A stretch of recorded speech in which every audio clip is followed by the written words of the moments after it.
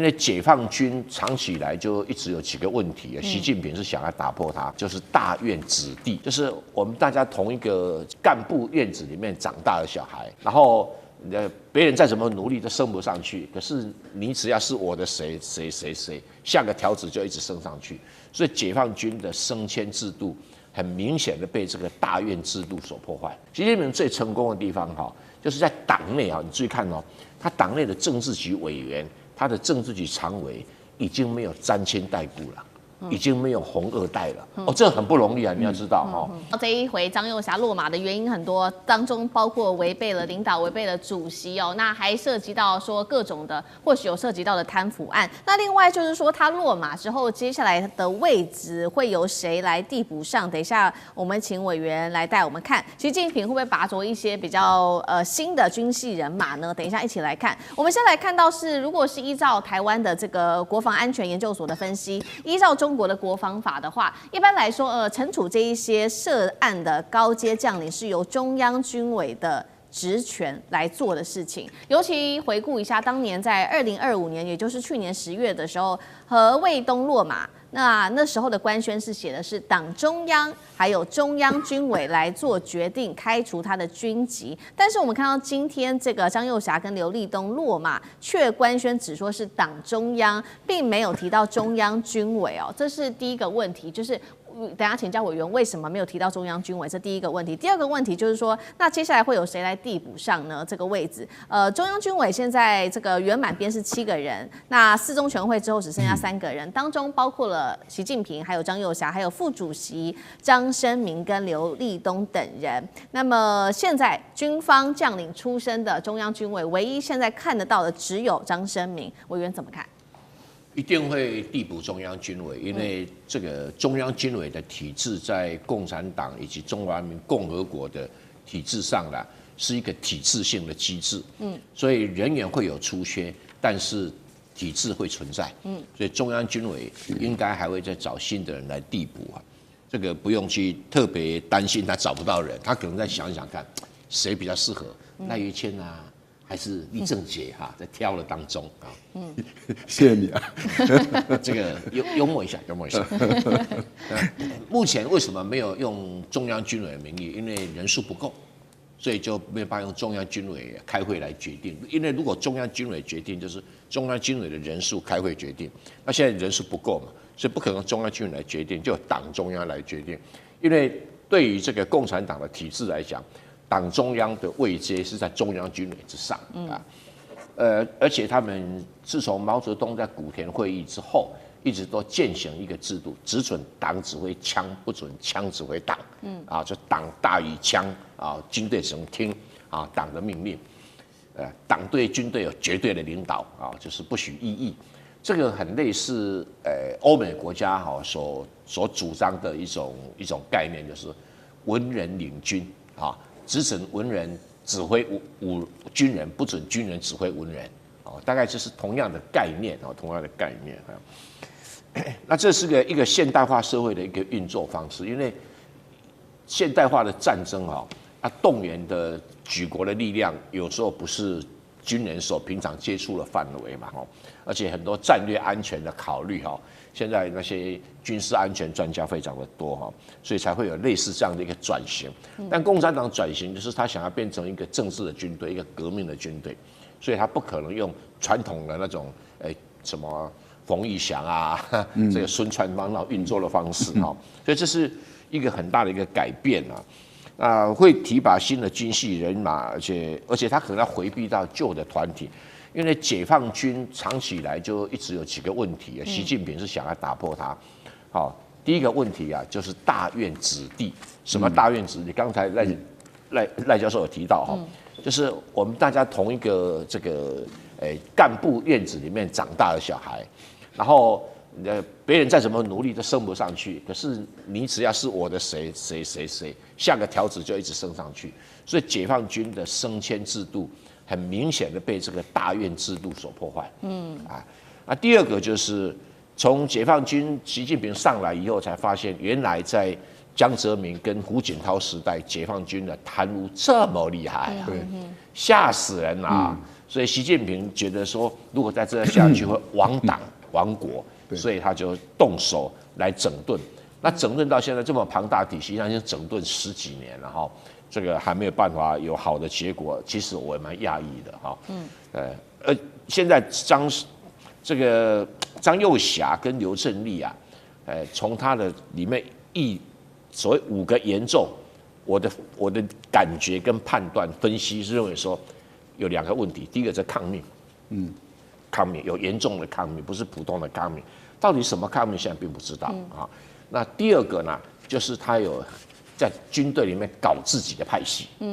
所以才會有類似這樣的一個情形，就自己人拉拔，不是自己人就不准拉拔啊。沒有軍隊裡面在講功績制啊，誰有多少成績、多少成就，然後多少這個記功嘉獎，以這個來作為升遷標準。那可能解放軍很多這樣被破壞掉了，而這個是違背習近平的一個主張。習近平最成功的地方哈，就是在黨內啊，你注意看哦，他黨內的政治局委員，他的政治局常委已經沒有沾親帶故了，已經沒有紅二代了。哦，這很不容易啊，你要知道哈，啊，对吧？因為有時候紅二代就我爸爸是一條龍，我就是一隻虎哈，所以什麼職務都要哈。那對習近平來講，他是覺得共產黨要往更現代化去走的話，這種情形就不存在。所以你看政治局委员裡面就找不到有沾親帶，而且沒有紅二代，有了一個就習近平，其他沒有了。所以習近平這個改革真的是很不容易的一件事情。那軍隊裡面其實這種沾親帶故在解放軍裡面更嚴重。國民黨的軍隊以前也是啊，現在經過他們軍官學校訓練了以後，像到賴教授啊，這個厲將軍，他們這個時代已經很少了，已經很少。我覺得這是個進步了哈。那你說把這麼大的官給開革會不會很嚴重？當然是很嚴重。可是美國才發生啊，那個川普一上來就把那個聯席會議主席給開革了，米勒是不是？對，就把他開革，還要把他移送法辦，我覺得實在是很搞笑哦。所以各國都會有類似的情形。但是習近平只要有心改革，解放軍就是一個能戰的軍隊。否則解放軍如果他的軍中的職務是靠人事關係。靠這個賄賂而來的，如果真的要他打仗，他怎麼會打仗？是啊，他保本，他幹嘛跟你打仗？會有類似這種情形。那我認為他沒有所謂的削弱軍方權力，因為本來這個解放軍的制度就是要調動一個連都要軍委會主席手令才能夠調動啊。那這個弱化軍隊的權力不會啦，因為黨指揮槍權力在黨，不是在軍隊，所以他們每一個軍隊裡面都有一個指揮員，然後再加上一個政委啊。那政委其實也是軍人，不過政委直接聽黨的啊，那任何命令都要2個人簽字才能夠執行。這套制度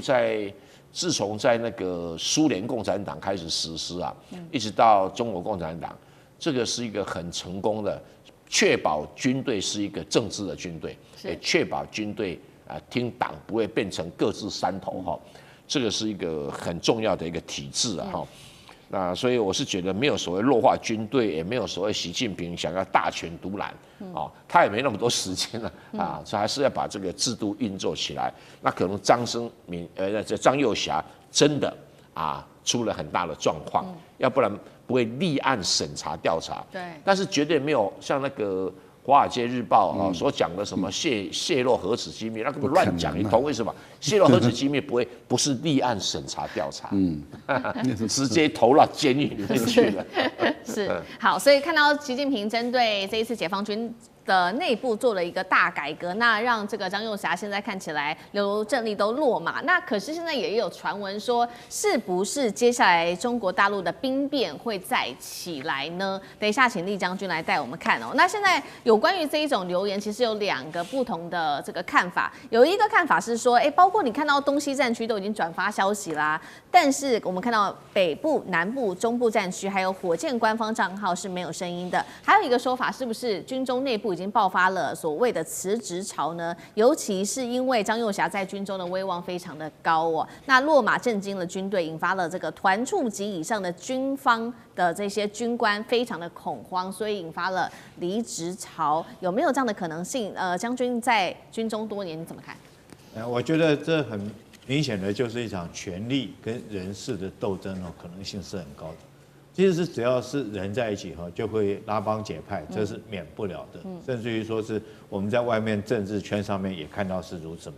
誰是誰的人馬，誰是誰的子弟兵哈等等，我們在台灣的政壇上面經常看到這種報道。然後我跟各位報告，尤其是軍人來講更是如此，因為軍隊是要集體在一起打仗的，所以上下要求的是一心哈。我們講說軍人要有3信心，是哪3信心呢？第一個，你要信仰你的長官；第二個，你要信任你的部屬；第三個，你要具備自己對自己達成任務的自信。这就是3信心。所以一開始我們到軍中就要求你要信仰長官，你也要信任部屬。那所以說我們在軍中經常聽到什麼馬家軍啊、張家軍啊，好等等，是包括我們台灣在內，我們台灣到現在也會經常說是，你是哪個師出身的，他是哪個師出身的，就以前的部隊。那我們也經常聽到一些話，誰是誰的老闆哈？你的老闆是誰？你的老闆這個上去了，你就有機會飛黃騰達。我想這是人性哈。那這次來講，特別這個讓我們感到，我認為為什麼會認為說是有可能是人事的鬥爭在裡面，因為是依據這個第31集團軍的一個爆料。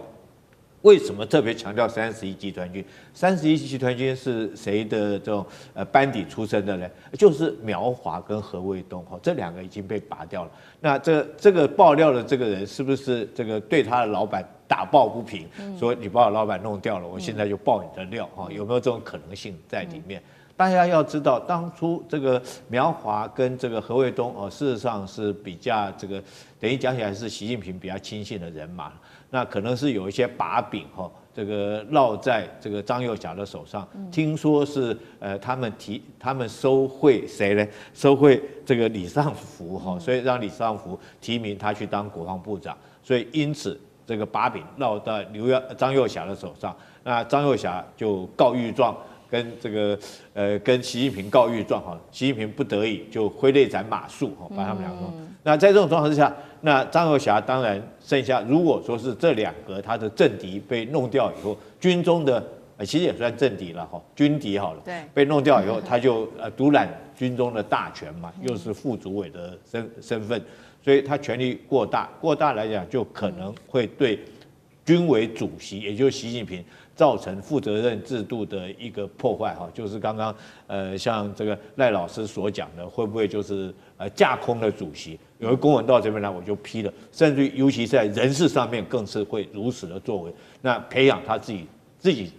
己體系的人馬，利用這機會，他培養出來。那當然，對習近平來講，是可忍，孰不可忍。那當然，這個逮到你的一個機會，甚至於是不是有可能傳說中是這個洩露了核武器的這個機密給美國哈，或者是說這個貪腐等等啊，總是你張幼俠可能有一些把柄又落到了習近平手上。可是我覺得現在外面傳說中會不會有兵變啊、政變啊，這些都不太可能的，因為已經過了1個禮拜了。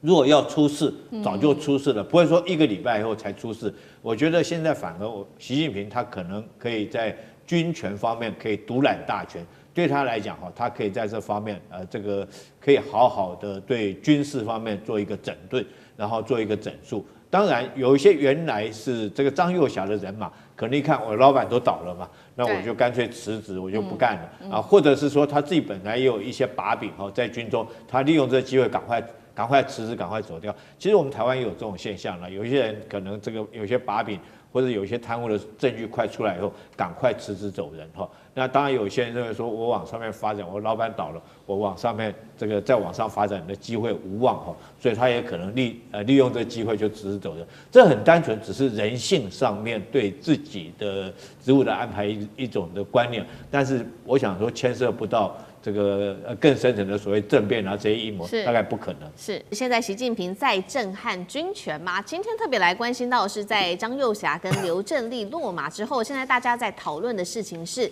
否有踐踏軍委主席這個負責制的這個制度曝光哦。那麼傳現在軍中恐怕爆出辭職潮嗎？今天就這些議題，我們一起的來做關心。在爆發了這件事情之後，我們看到德國之聲是馬上做了一個評論，他說張幼霞跟劉正立落馬之後，解放軍報這個1月25號的社論特別講到了說，這兩位現在正在接受審查調查，算是習近平2012年上任以來反腐行動的再一次的勝利。不過呢，今天特別來看到的是他的文章第二段，德國之聲的文章第二段也特別寫到了5個嚴重，幫觀眾朋友稍微念一下。這當中包括寫到，嚴重辜負了黨中央軍委信任的一個重托，還有嚴重踐踏破壞軍委主席負責制，甚至是嚴重助長影響黨對於軍隊的絕對領導等等。今天特別做關注的原因是因為他這當中特別提到的是嚴重踐踏破壞軍委主席的負責制哦。我們先來看到為什麼解放軍報這時候對這兩位所提出的5個嚴重。那麼剛剛特別提到的嚴重違背的主席軍委制度，這個又有什麼樣子的影響？賴老師怎麼看？是這樣子哈，因為我覺得張幼霞她本身一直受到習近平很高度的信任，充分的信任啊。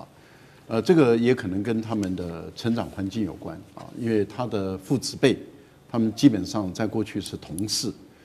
都是在陝西啊。我們也看到這個習近平的父親原來在陝西是非常有影響力的，後來紅軍當時2萬5千里這個我們這邊叫做他們逃亡，大陸叫做長征的這樣的一個2萬5千里的運動中，到了陝西落腳的時候，本來習近平的父親他基本上是可以有比較大的影響力，但是呢，他們非常遵守黨中央的這個，也就是黨對軍隊的領導，所以他馬上把這個整個權力交出來，也就是由當時以周恩來、毛澤東等為中央的這樣的一個指揮領導，所以奠定了一個非常好的一個典範。這個是後來所有的共產黨那邊在黨的軍隊裡面跟黨的制度中，對於習仲勳就是習近平父親的評價一直非常高，因為他的父親一直非常嚴守這個黨的倫理、黨的行政的紀律。張幼霞的父親在當時也當過相當高的職位，那麼到這個1949年吧，還是一個上將而且當過副總參谋長，就是地位都非常高，也當過總裝部的部長，也是陝西人，在這個地方也曾經戰功也是很顯赫，所以我個人覺得他們一般估計他們很有可能都在大院裡面長大，那因為這個習近平的父親最後是當到副總理嘛，地位是比較高的，然後他的張幼霞的父親的地位是比較低一點的副總長的這樣的一個地位。可是我覺得他們一塊長大的情形下的时候到後來他們又開始習近平開始回到中央，因為本來一直在地方當大員嘛，在福建這個地方工作了很長的時間，那開始回到中央去工作的時候，張幼霞一直非常受到習近平的重用。那一般來說，習近平對他是很信任因為是紅二代，紅軍的第2代那也一直很信任，所以很多的權力事實上是由他來去處理軍隊的事。張幼霞其實在軍隊裡面是有貢獻的，所以你看到他們講的毛澤東時代的幾個案例中，就是不能夠因為你有功勞而去破壞了哪一些制度，或是有涉及的貪污腐敗，那功過之間不能夠相抵的有這樣的一個講了很多案例，我覺得這個都是有指涉性的一個訊號。我個人認為說，第1條跟第2條它會列出來，主要的就是習近平對張幼霞這麼的信任，那張幼霞就應該要完全的忠誠的執行這個習近平的一個指示，甚至要對習近平負完全的責任。可是我們看到後來這麼多的人事的弊案，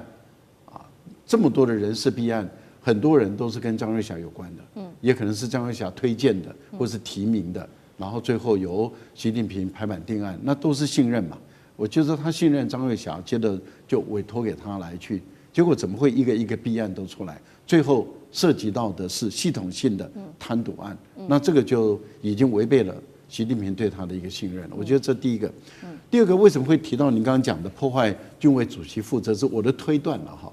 就是有很多的決策或者有很多的公文應該要送到軍委主席來批的。那很有可能因為大家都知道，這個習近平對於張月霞的信任，很有可能很多公文或者很多的決策，那張月霞就說我負責到這裡就可以了，沒有往上送。我的推斷了，這個都是完全沒有根據的，對，啊，沒有任何根據。那合理的推斷就是說，有很多的決策應該是要送到主席，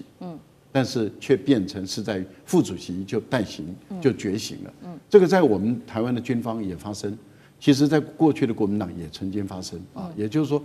常常在軍方裡面代為決行的這種情況是常常出現。那換言之，也就是說，如果說有一個啊，例如說本來這個文應該要送到國防部部長，但是這個總長比較強勢，他很有可能就是說我說了算，我負責。對。啊，那就公文就不送到部長。我過去在部長那邊啊，在國防部工作過，啊，也工作過一段時間，也幫部長他們草擬一些文案啊法案，所以我很清楚知道啊，這個在有些地方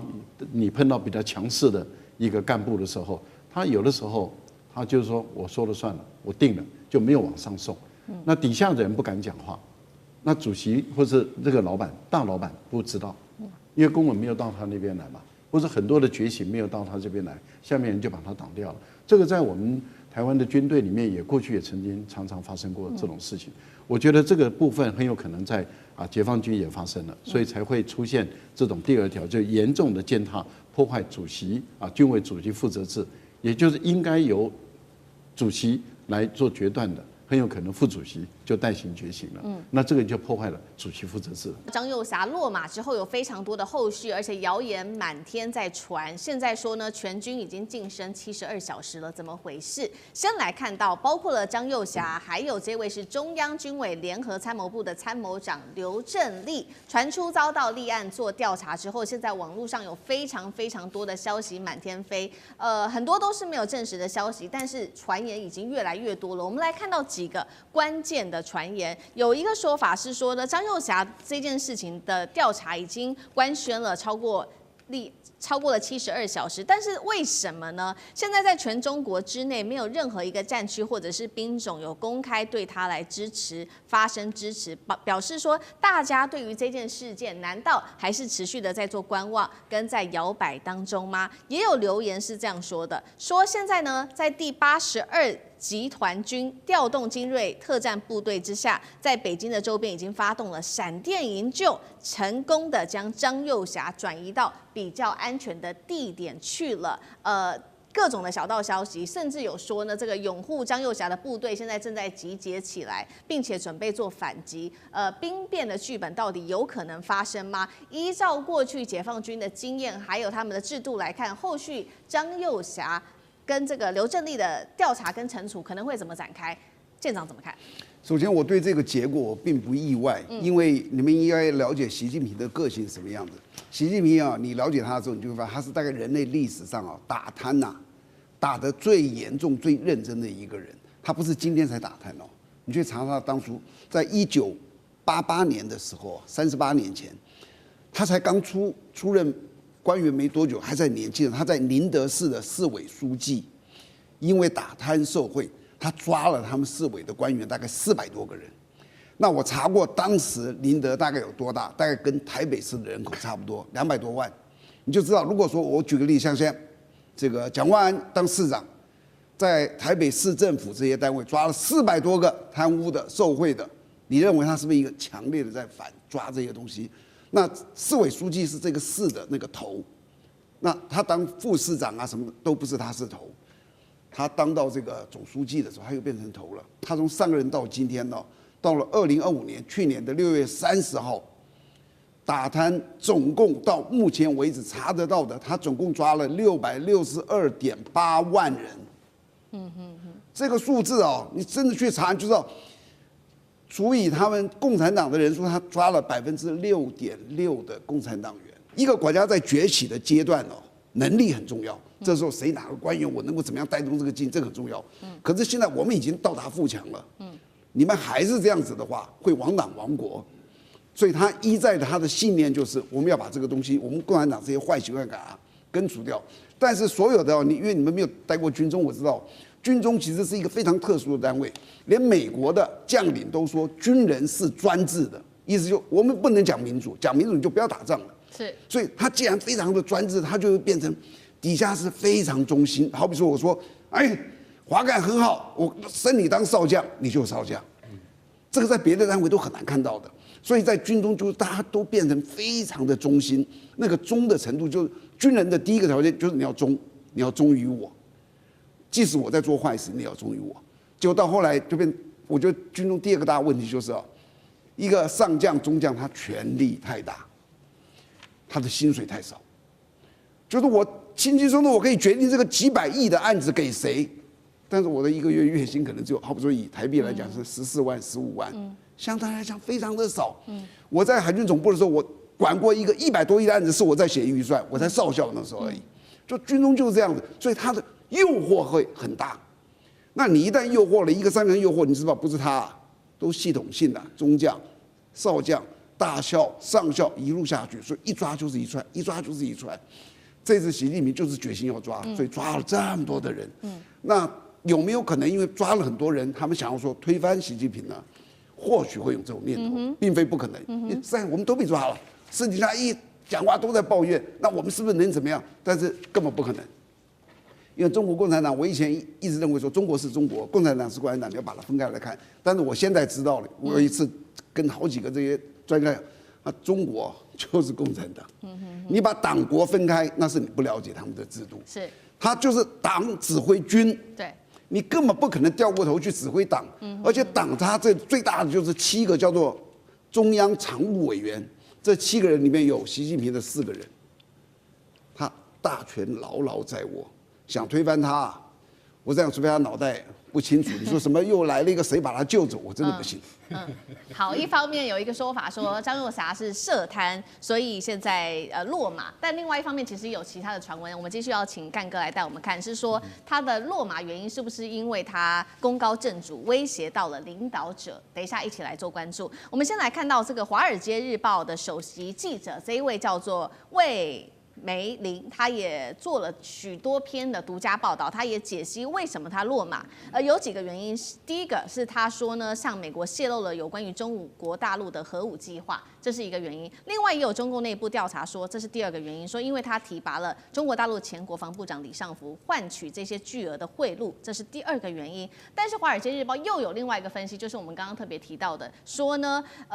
對照有一個說法是因為他已經讓這個習近平感受到威脅，因為他功高震主，而他特別《華爾街日報》也舉例，當年這個直接對照張又俠的倒台是對照50多年前的毛澤東跟林彪的這個決裂，兩起事件都是最高領導人把他們的2把手給扣下扳機，是不是這樣子？幹哥怎麼看？我非常同意艦長的看法，就是說，其實在中國的軍委會裡面，你很難說我們今天這個我們人人自危了，大家要不要聯合起來？聯合起來幹嘛？推翻對我們有威脅的人，那就是最高領導。我覺得這個可能性非常的小。為什麼？因為中國就是中共的這個體制，它是一貫的，它永遠是一貫的。今天如果說發生這樣的事情之後，那你說真的產生了一些調動上或是一些訊息上的動亂的話，我告訴你，就算中國的訊息是再怎麼封閉，它總比伊朗要開放吧？伊朗是死了多少人你都不知道，中國是你哪裡死了人一定會被知道。為什麼？因為消息會傳出去，所以是像這樣子的調動，我覺得根本就不可能的事情。所以到現在為止已經72小時了，對不對？那張又俠他的以前的老夥伴們，照理講的話，他有在任何的兵種或任何的軍區，他一定都有他的老部下或是老長官等等，那為什麼大家都還在觀望呢？就代表說什麼？代表說其實習近平對於這個掌控力還是非常好的。其實從李尚福啊、何衛東啊等等這些苗華等等這些人中箭落馬之後，我們就可以慢慢看出端倪，說到最後會不會整肅到張又俠的身上？因為張又俠這個人，他真的說一句實在話，這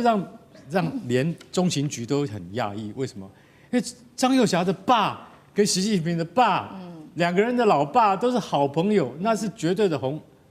那是絕對的。我跟你講，根正苗紅，那是絕對沒有問題的。對。而且老實講，張又俠他是真正的實戰經驗是什麼？韓戰太早了，不可能，那時候他還小。他是1979年中越邊境戰爭。我們是這樣講，對於中國來講，那叫懲越戰爭，懲罰越南人民共和國啊，懲越戰爭。他在前線，他指揮炮兵。那時候中國的炮兵還算是這樣講好了，152mm 炮還算蠻原始的。他指揮得當啊，所以我今天老實講一句，他是真正具有對外作戰經驗的將領。那你說，其實這個戰爭不標準，對，沒有錯。但是他知道什麼叫做打仗。對，像這樣的人，對於習近平而言，如果你今天要武力犯台的話，你會提供很多很好的意見。就像他們兩個人從小到大都是就穿同一條褲子長大，怎麼會連他都拔起來了？所以外面就有一種講法，記得毛澤東怎麼對付林彪嗎？林彪後來在內蒙古上空飛機失事墜毀，非常多的傳說。為什麼他飛到內蒙古他就掉下去了呢？對不對？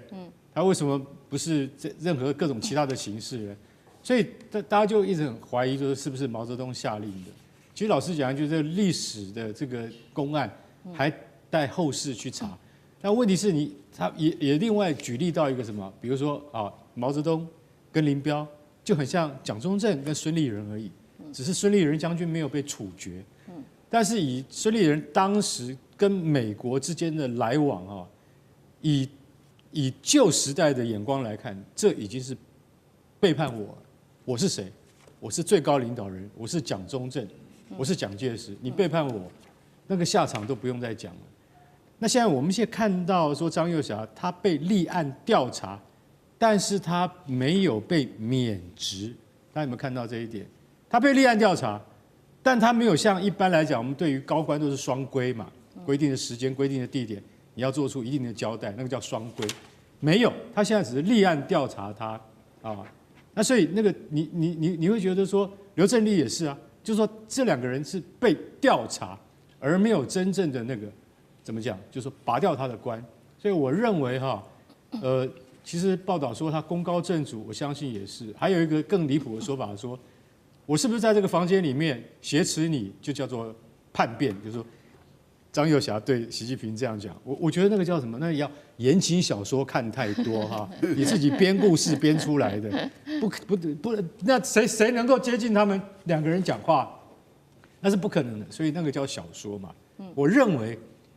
張又俠可能在某些地方來講，他的行事作風以及他的態度，他會比較堅持比較堅持。那跟習近平之間的這個互動可能不若下級對上級那樣，因此而導致了這次被調查。我覺得習近平就算是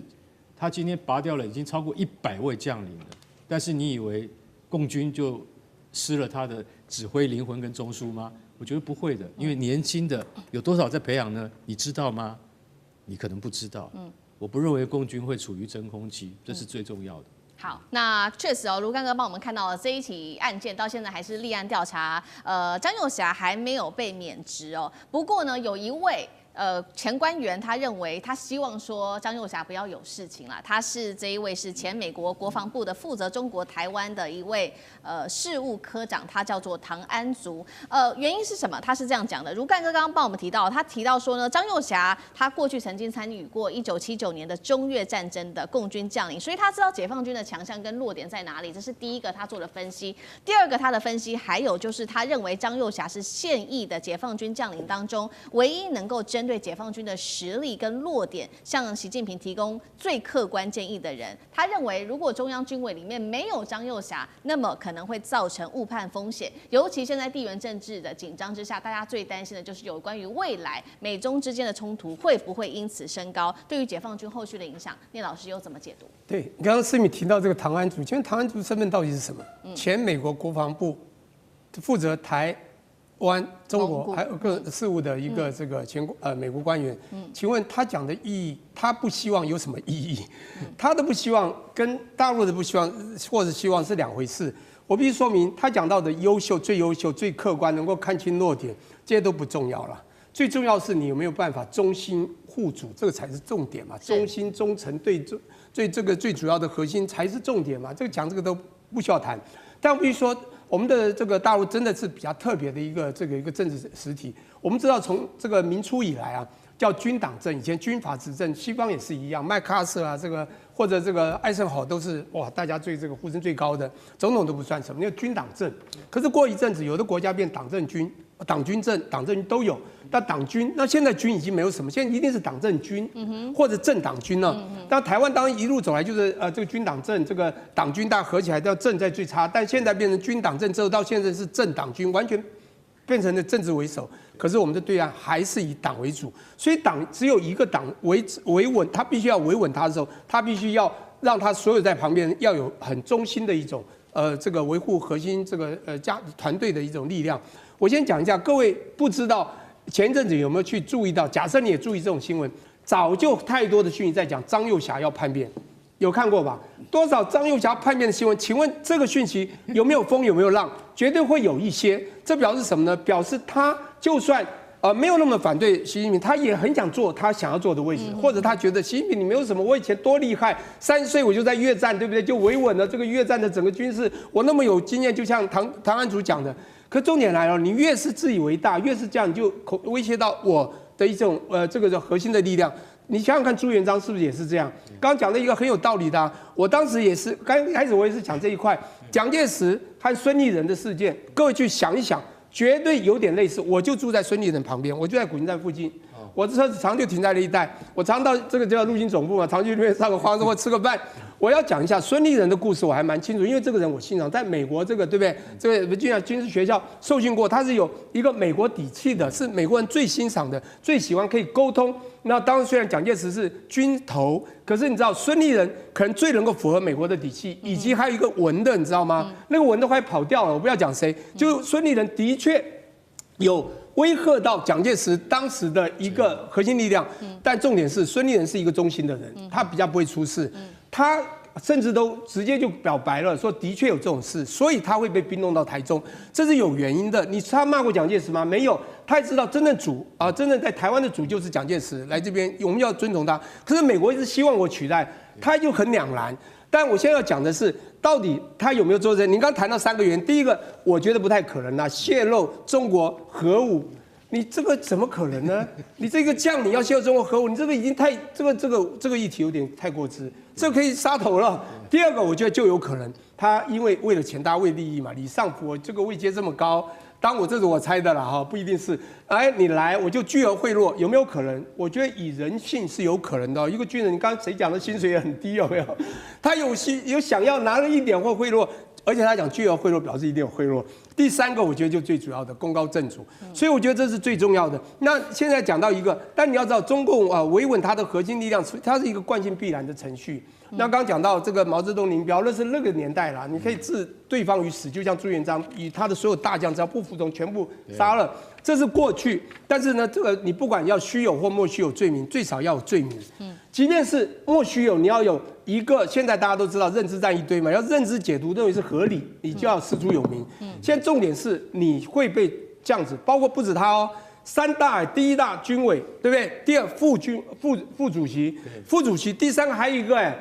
聯合參謀的什麼參謀長劉振立。2、3都拿掉，請問一下什麼原因？我覺得就是可能中心不夠，但是必須要師出有名。那假設你將來之前有賄賂，就有賄賂，這就是一個名了。假設就算沒有製造一個訊息，也有可能的。大家都知道情報局可以做假訊息，那 CIA 可以，我講對岸國安會也有可能。不管怎麼說，我覺得這個就是，我覺得還是最後還是一個中心的問題了。張幼霞這一次的落馬真相，我們就在節目上會來做一個比較深入的分析。連紅2代也沒有免死金牌了，趕快來看到是解放軍內部的一個最新的震撼彈，就是這2位了，包括中共中央軍委副主席張幼霞跟聯合參謀部的參謀長劉振立2個人，因為在這邊涉嫌嚴重的違紀違法，遭到立案審查做調查。那麼我們看到解放軍報是怎麼樣做形容了？他特別形容到了他們嚴重的違法，包括了5個嚴重哦，像是違紀違法、破壞政治紀律，還有損害軍隊形象、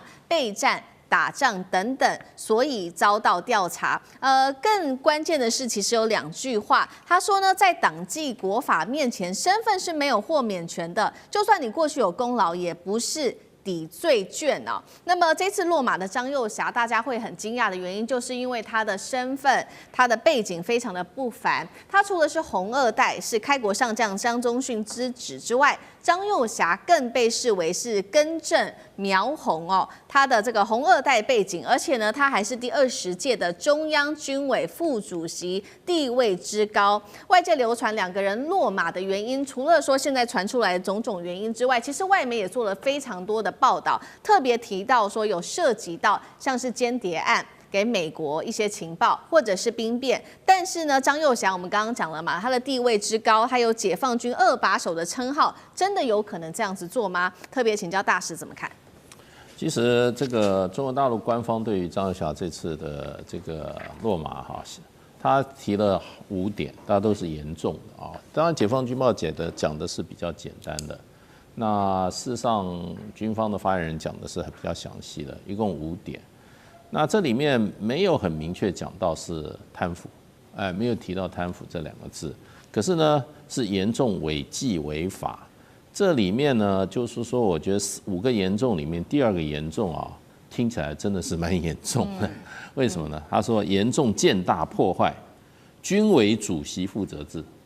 軍委主席負責制，也就是說啊，中央軍委有主席負責。那張幼俠是副主席。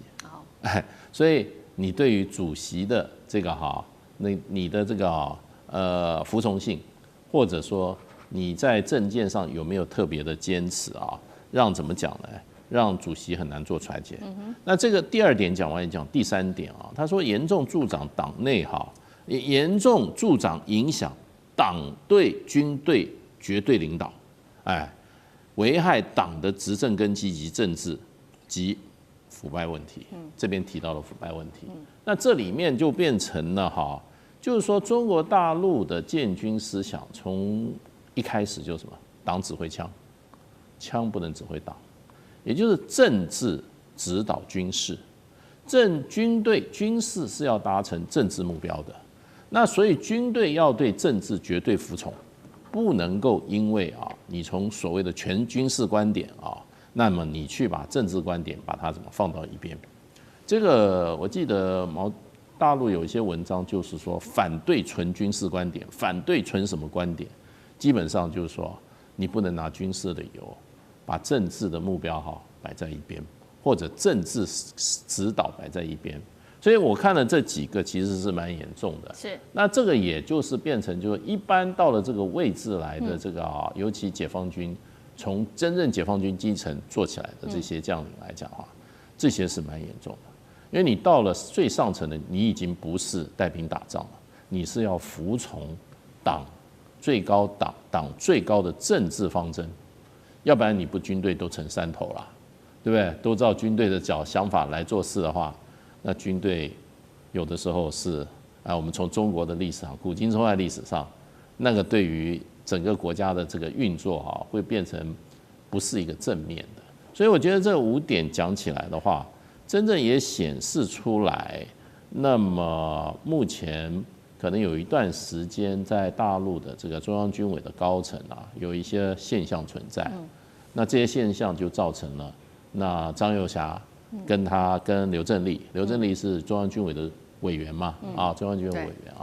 那的落馬那所以我覺得就是說，以目前我覺得大陸的政治風氣就是很清楚，政治文化很清楚。第一個就是說貪腐你不能碰，貪腐沒有上限打貪沒有上限，不是只打蒼蠅、老虎獅子甚至赤紅赤鳳照樣一律都打，沒有位階的問題。第二個就是說這個基本原則，尤其在軍委會來講的話，就是黨指揮槍，政治是高於軍事，軍事思想要附着於政治思想之下的。那麼這個大陸的講法就是軍隊解放軍是黨達成政治任務的這個忠誠的骨幹，那這個是一個原則。如果這個原則出現問題的話，真的是沒有上限的不會說當然不至於說無限上綱，可是呢，不管職位再高，不管職位再重要，還是在這2個大原則之下、大的紀律之下，那是沒有辦法過關的。是，好，所以我們也要看到說，那2位高官現在落馬，對於說這個軍委人數現在驟減，會不會接下來衝擊到槍桿子政權？等一下請上志哥帶我們看。我們先來回顧一下，其實從2022年的第20屆中央軍委成立以來，本來應該是有7個人的領導班子，實際上呢，現在其實只剩下2個人了，包括了習近平跟張升明2個人。那畫面上 CG 我們也可以看到，我們整理出的一系列從2025年6月開始，各個委員進行的，不管是黨的開除、軍籍或者是立案調查，當中包括了李尚福、苗華、何衛東、劉振立到張又俠等等的人。那外界有解讀說，現在軍委人數變少了，有2個解讀，一個解讀是說，代表說習近平未來的權力也高度集中了；另外一個解讀是權力不穩。那上次哥又怎麼看？現在所有在外面傳說對於習近平在軍事方面的權力不穩的，大家基本上都是像法輪功啊一些外圍的宣傳組織。只要對中國大陸有一些真正了解的人都知道，現在習近平的權力穩如泰山到難以想象。那為什麼這樣講？其實特別是這一次連張又俠都能夠拿掉或落馬。那就顯示說，因為張又俠之所以升任，主要就是他跟習近平他們2個人的爸爸當時就一起在打仗的，所以過去在軍中的2個人的爸爸都已經世交之好。那麼習近平跟張又俠基本上都是可以說小時候在一個大院裡頭一起成長的，彼此知之甚深哦。所以在這個過程裡頭，最後還是把你自己這個發小拿掉，這必然有一些絕對性的原因。那麼除了剛剛其實大使所提到，我認為這裡頭個人認為最大關鍵是第一個當然貪腐啦，沒有話說。第二個當然其實就是在他們自己的5大的問責，就是說張又俠的這裡頭最重要的其實就是他干擾了軍委主席習近平在軍事上的意志。其實我們不得不說，在過去在胡錦濤時代，當時後來在2012年，當时就開始開除掉。就把這些貪腐的又亂搞的這些軍委副主席，我想印象最深刻的其實就郭伯雄跟徐彩厚，他們那時候架空胡錦濤的嚴重性，就眾所皆知，事後也被驗證了。所以這個軍權權力在大的時候，這些副手們不要說是他們自己無視於國家領導人，而且他們自己本身一個上將，各位算算他底下有多少中将、少將，一整串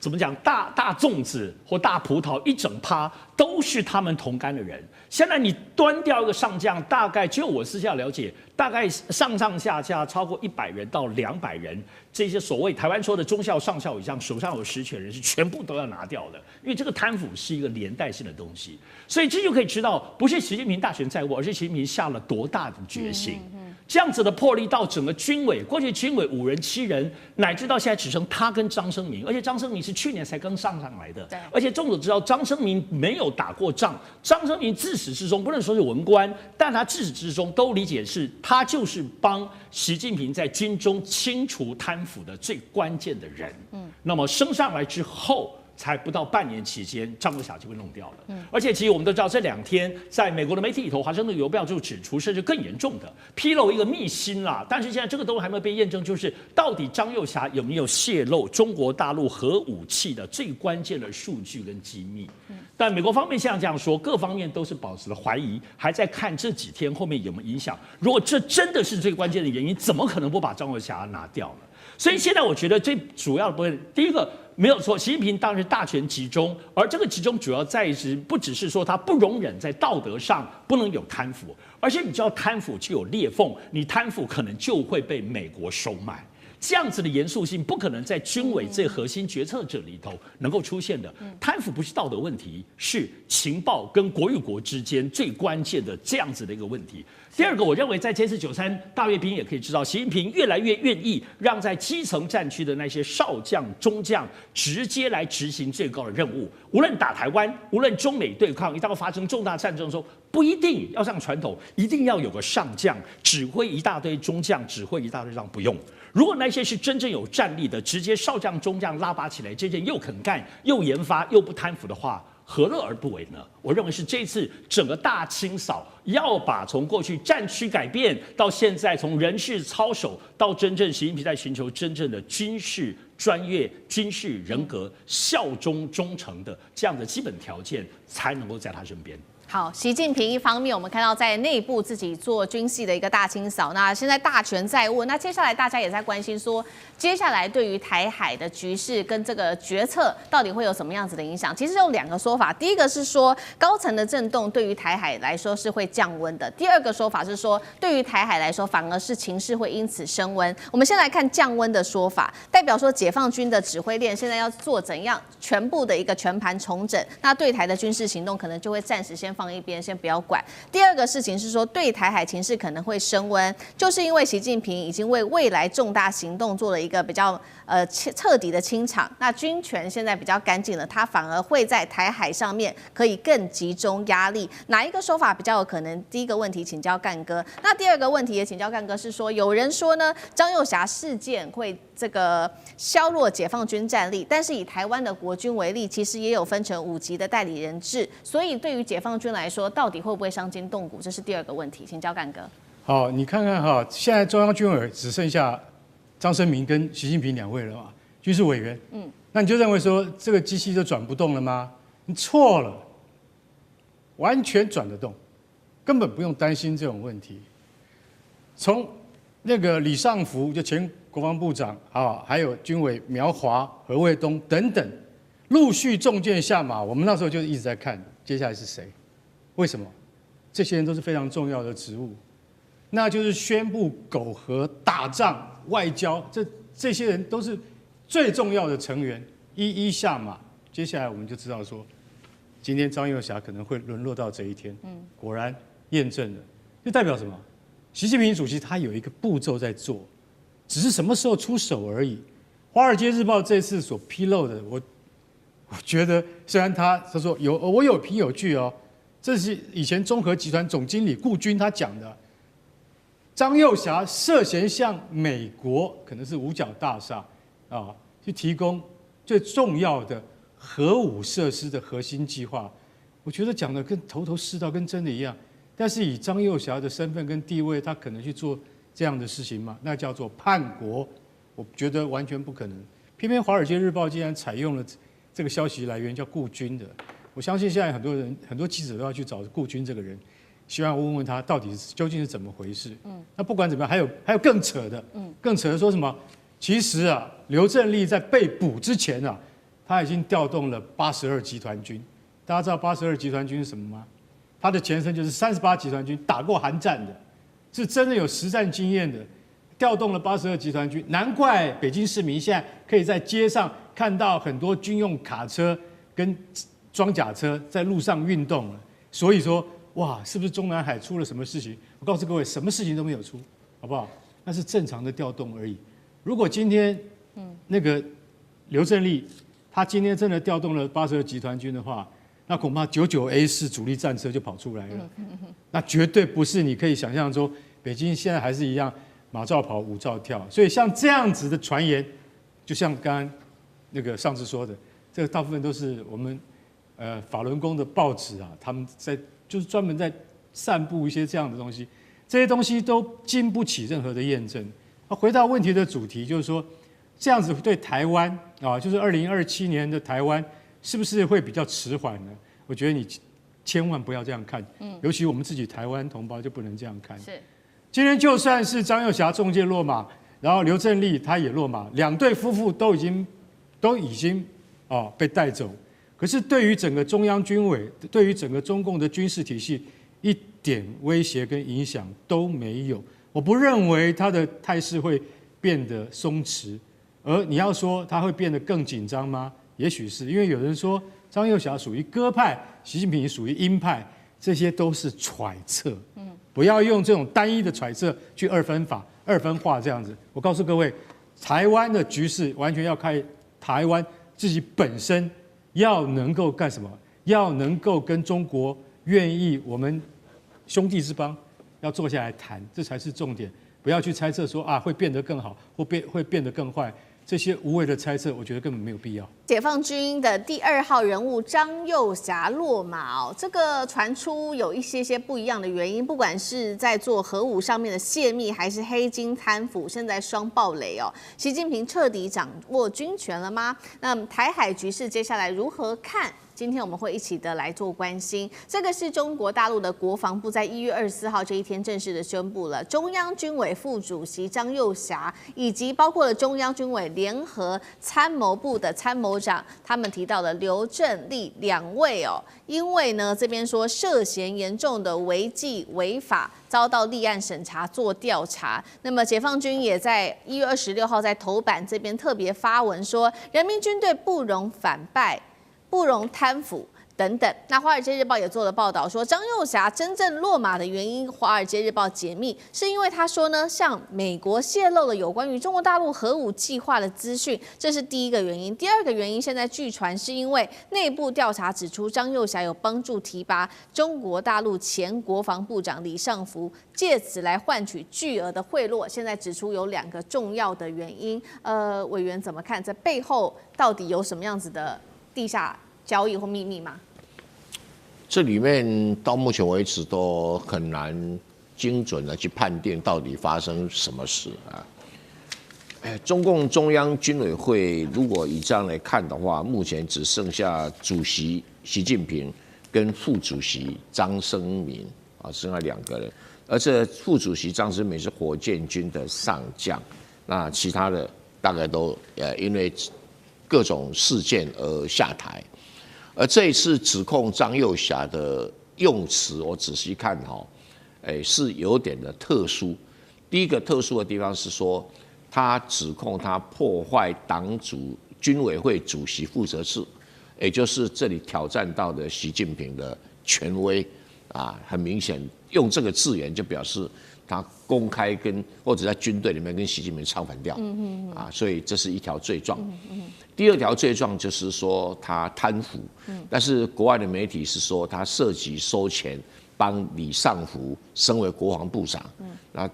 大陸的媒體倒是沒有提到李尚福的事，會不會從李尚福的案子裡面延伸過來不清楚啊，都是這個貪腐。那第3個罪狀呢，就是沒有遵守黨的紀律啊，跟黨的紀律是什麼東西呢？那《華爾街日報》說他有把核武器的計劃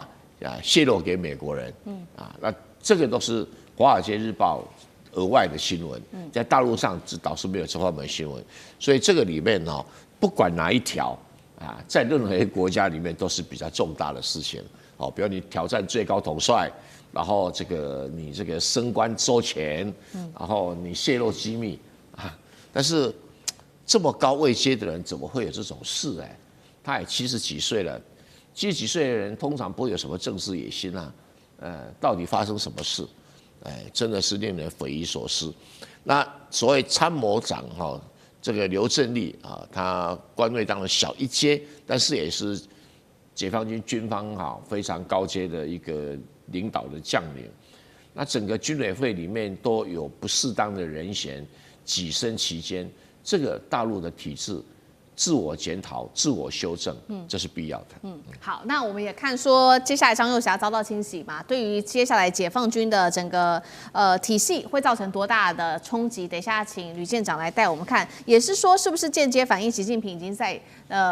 大權在握，能夠掌握軍方了呢？我們先來看一下這個張又俠他的背景，因為特別的不凡哦，他是中共中央政治局的委員，也是中央軍委會副主席，跟習近平同為太子黨的成員，而且父親哦叫做張宗遜，在國共戰爭的時候和習近平的父親習仲勳同在西北野戰軍並肩作戰。張又俠的位階來講也非常的高，僅次於習近平，被視為解放軍的第2號人物。那美國政治風險諮詢公司這邊做了一個分析，說這一次的落馬行動也代表說，在解放軍歷史上是前所未見的，是對最高指揮系統的徹底清洗。接下來對解放軍的整體軍系會有什麼樣的影響？呂艦長怎麼看？其實我個人的研判不會有任何的影響。為什麼？因為這一次落馬的就是只有這2位哦。那當然，加上之前的，現在這一個有關於中央軍委只剩下2員。那我想請教一下，如果有問題的話，那之前是怎麼運作的？那以軍方來講哦，那解放軍其實它這個是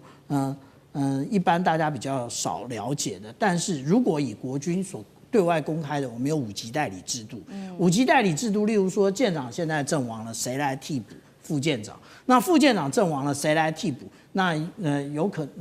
按照各個單位不一樣，屬性不一樣，就會有不一樣的一個替補，可能是輔導長啊，或者是有可能是戰系長，或者是作戰長。那中央軍委何嘗不是如此？現在能夠正常運作，也因為如此。那我們來看一下，大家認為有問題。那我想請問一下，也就是這個東部戰區的司令楊志斌，他僅上台了1周，我們就看到了這一個正義使命2025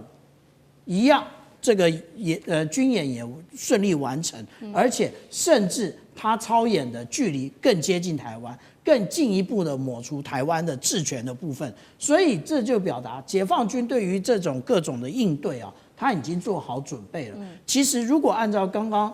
無論是主持人或者是鄭源老師對於張幼霞的這個描述，他忘了一件事情啊，也就是聽黨指揮的部分。解放軍在建立的時候，也就是建立了一個